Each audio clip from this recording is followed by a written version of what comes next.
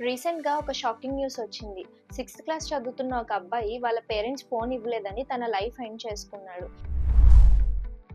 Just imagine, పిల్లలు phone మీద ఎంత ఎమోషనల్‌గా డిపెండ్ అయిపోయారు. హాయ్, నేను మీ doctor Angel Richards, audiologist and speech language pathologist. ఫోన్‌తో డోపమైన్ రష్ అవుతుంది, మైండ్ రిలాక్స్ అవుతుందని ఫీల్ అవుతుంది.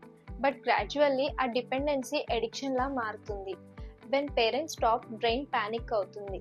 స్ట్రెస్, ఫ్రస్ట్రేషన్, యాంగ్జైటీ అండ్ డిప్రెషన్లో ఉంటుంది. So parents, please phone calm చేస్తే అని ఇవ్వకండి.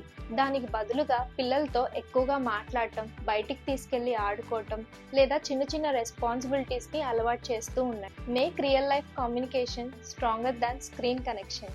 ఒక చైల్డ్ని సేవ్ చేయడం అంటే ఒక ఫోన్ని దూరం చేయడం తోటి స్టార్ట్ అవుతుంది. Speech therapy and parental counselling can help the children to regain speech communication skills and reduce